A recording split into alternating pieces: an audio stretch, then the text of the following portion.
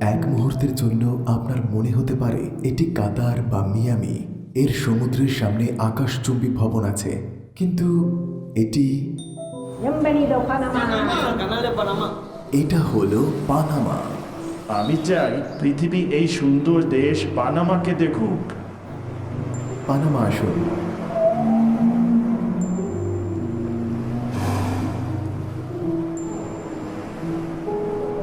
অনেকেই হয়তো জানেন না, কিন্তু পৃথিবীতে এমন কেউ নেই যে পানামা খালের কথা শুনেনি, তাই না? এটি পানামার পানামা খাল।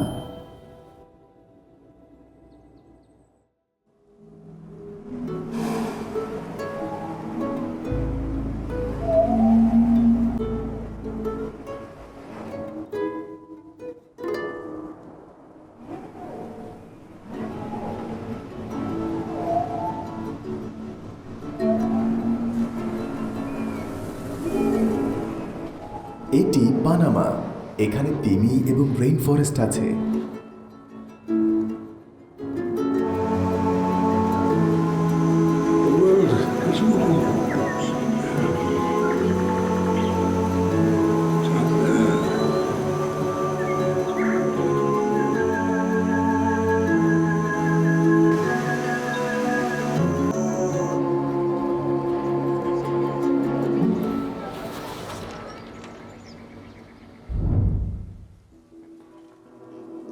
আপনি কি ওই আমেরিকার বুক চিরে একটি চমৎকার ইঞ্জিনিয়ারিং কীর্তির মধ্য দিয়ে যাত্রা করবে?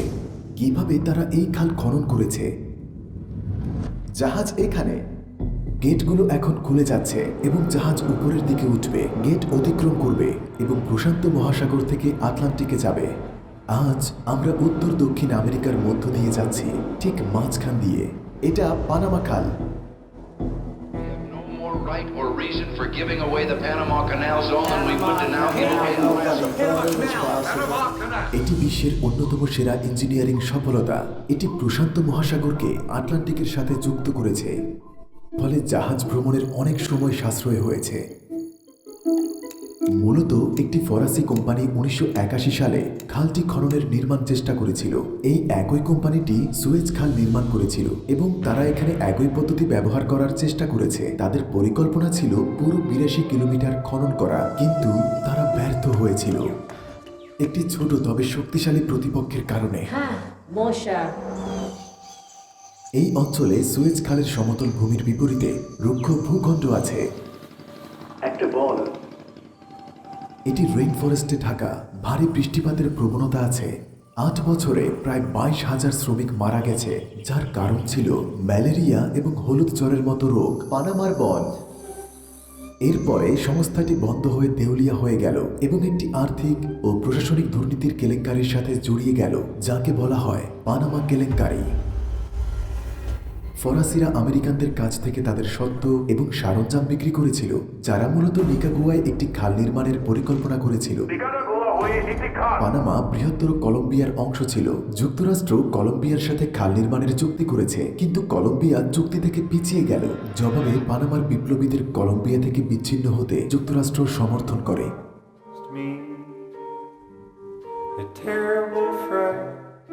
পানামা তার স্বাধীনতা লাভ করে এবং খাল নির্মাণের জন্য 1904 সালে যুক্তরাষ্ট্রের সাথে একটি নতুন চুক্তি স্বাক্ষর করে। প্রকৌশলীরা মূলত পরিকল্পনাটিতে সংশোধন আনেন। পুরো 81 কিলোমিটার খনন করার পরিবর্তে তারা জমির কিছু অংশ খনন করার জন্য বেছে নিয়েছিল। তারপর একটি বাঁধ, একটি কৃত্রিম হ্রদ তৈরি করেন। এটি গাতুন হ্রদ, এবং জাহাজ উঠানো এবং নামানোর জন্য লকারও তৈরি করেন। খালটি আনুষ্ঠানিকভাবে 1914 সালে খোলা হয়েছিল এবং পুরো বিশ্ব সেই সময় এই অনুষ্ঠানটি উদযাপন করেছিল। এর আগে জাহাজগুলিকে দক্ষিণে ভ্রমণ করতে হলে আর্জেন্টিনার চারপাশে ঘুরতে হতো। একটি যাত্রা প্রায় 2 মাস সময় নেয়। যেমন একটি জাহাজ লস অ্যাঞ্জেলেস থেকে নিউ ইয়র্কের উদ্দেশ্যে যাত্রা করলে গন্তব্যে পৌঁছাতে অনেক মাস লেগেছে। মার্কিন যুক্তরাষ্ট্র দ্রুত জাহাজ পাঠাতে চেয়েছিল, তাই তাদের কিছু করতে হতো। জাহাজটি এখন পার হতে সময় লাগে মাত্র 8 থেকে 10 ঘন্টা। মার্কিন যুক্তরাষ্ট্র বিশ্ব সুপার পাওয়ার হওয়ার অন্যতম কারণ হলো এই উদ্ভাবন। আজ আমরা পানামা খাল কিভাবে কাজ করে তা জানব এবং এই চমৎকার প্রকৌশলের বিষয় উন্মোচন করব।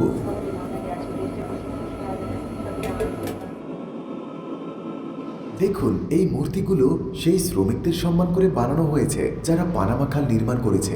আজ আমরা শুরু থেকে শেষ পর্যন্ত খালটি অনুসরণ করার সিদ্ধান্ত নিয়েছি। আমরা এখানে শুরু করব। আপনি এই জাহাজ দেখছেন, এটি মাত্র পানামা খাল ছেড়েছে।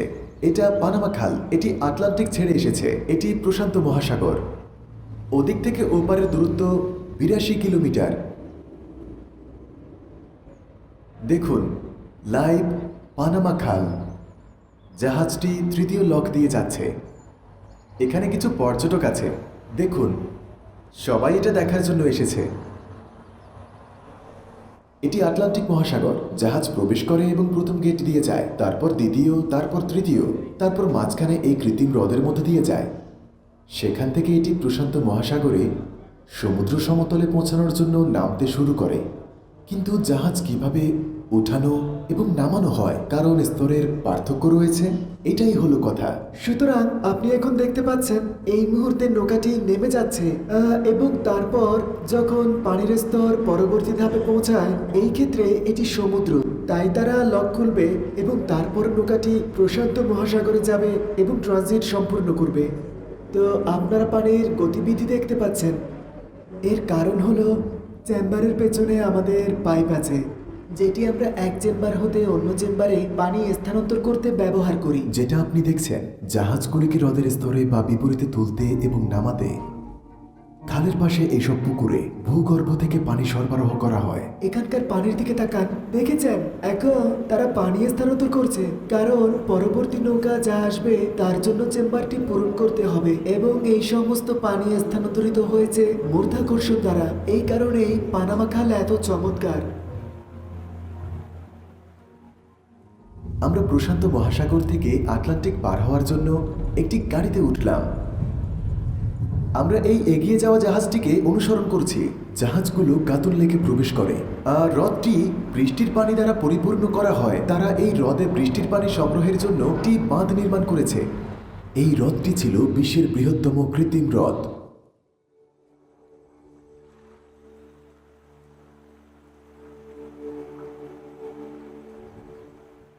আমরা এখন পানামা খালের মাঝখানে।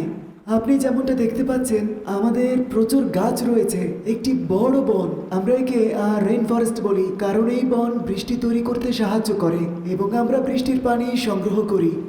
আমরা এই পানি হ্রদে সংগ্রহ করি যাতে খালটি পরিচালনার জন্য পর্যাপ্ত পানি থাকে। বর্ষায় আমরা পানি জমা করি এবং তারপর গ্রীষ্মকালে সবচেয়ে বড়টি পূরণ করতে আমরা হ্রদ থেকে পানি স্থানান্তর করি, সেটি হলো গাতুল। তো আমরা এখন গাতুল লেকে প্রবেশ করতে যাচ্ছি।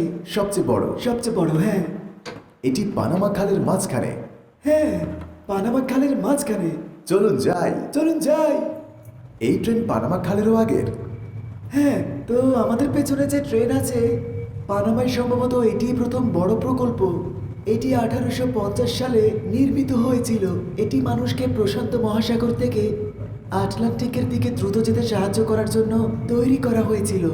এই ব্যক্তিদের বেশিরভাগই স্বর্ণের খোঁজে ক্যালিফোর্নিয়ায় ভ্রমণ করেছিল।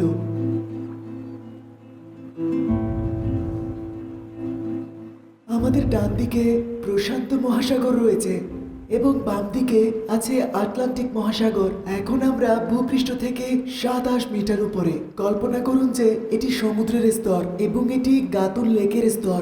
আপনি যদি দেখেন, এখানে পার্থক্য আছে। এই কারণেই পানামাতে আমরা লক সিস্টেম চালু করার সিদ্ধান্ত নিয়েছি, কারণ লক সিস্টেমটি একটি জলজ লিফট সিস্টেমের মতো কাজ করে। তবে পানামা খাল অনেক চ্যালেঞ্জের মুখে পড়ছে। পানামা খালের অন্যতম বড় চ্যালেঞ্জ হলো পানি এবং জলবায়ু পরিবর্তন। তাই তারা জাহাজ পারাপারের সংখ্যা এবং তাদের বহন করা মালপত্রের ওজন সীমিত করেছে। এর কারণ জলবায়ু পরিবর্তন। পানি তলিয়ে যাচ্ছে। আমরা বৃষ্টি ব্যবহার করে হ্রদগুলো পুনরায় পূরণ করি এবং যদি আমাদের বৃষ্টি না হয়, হ্রদ ভরাট করার জন্য আমাদের কাছে বিশুদ্ধ পানি থাকবে না। এই জাহাজটি এখন প্রশান্ত মহাসাগর থেকে আটলান্টিক অতিক্রম করছে। ওয়াও!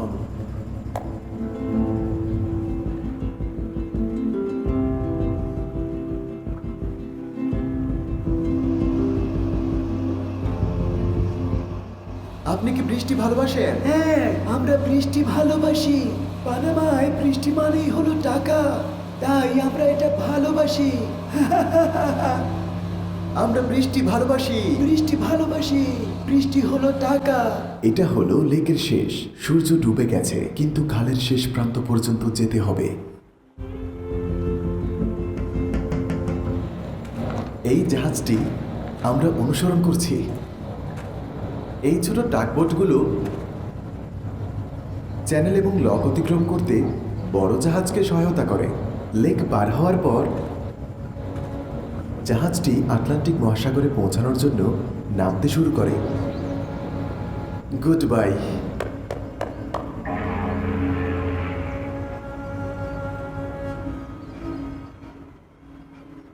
আপনি এখানে জাহাজগুলোকে দেখতে পারেন, এমনকি আপনি গেটগুলোর কাজও দেখতে পারেন।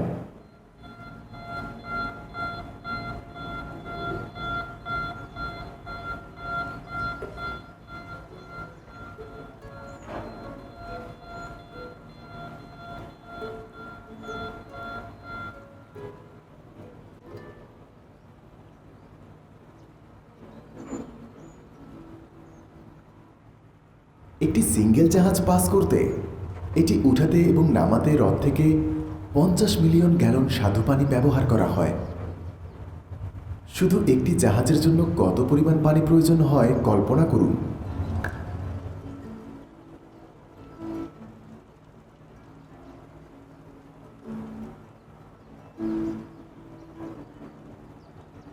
প্রকৌশলের এই বিষয় সম্পর্কে আপনার কি মত? এটা বেশ জিনিয়াস আইডিয়া, তাই না? এখানেই সে বিদায় নিচ্ছে।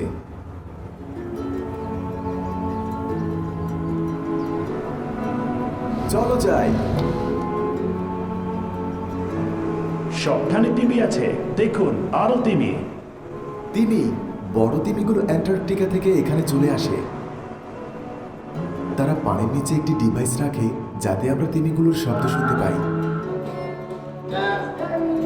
এই ভিডিওতে ব্যবহৃত সমস্ত মিউজিক এবং সাউন্ড ইফেক্টগুলি এপিডেমিক সাউন্ড থেকে নেওয়া হয়েছে। তাদের বর্তমানে বার্ষিক সাবস্ক্রিপশনে 50% ছাড়, একটি দুর্দান্ত অফার আছে, ওয়ার্ল্ড ক্লাস মিউজিক এবং সাউন্ড ইফেক্টের একটি বিশাল লাইব্রেরিতে অ্যাক্সেস থাকা, সীমাবদ্ধতা ছাড়াই আপনার নখদর্পণে। এখন আপনি আপনার পছন্দের গানগুলির অনুরূপ গান খুঁজে পেতে পারেন তাদের নতুন সার্চ ফিচার ব্যবহার করে। আপনাকে যা করতে হবে স্পটিফাই লিংক কপি করা এবং সার্চ বারে পেস্ট করা। এছাড়াও নভেম্বরে আপনি সরাসরি গানের শিরোনাম বা শিল্পীর নাম দিয়ে সার্চ করতে পারেন। আপনি সাউন্ড কাটতে, লুপ করতে পারেন, এমনকি ট্র্যাক এডিট করতে পারেন। তাদের ক্রিয়েটিভ ভার্সন ফিচার ব্যবহার করে আপনার ভিডিওকে পুরোপুরি ফিট করতে পারেন। এটি হলো আপনার ভিডিওকে নেক্সট লেভেলে নেওয়ার সুযোগ। ধন্যবাদ পানামা, ধন্যবাদ এপিডেমিক সাউন্ড, এবং আপনাদেরও ধন্যবাদ।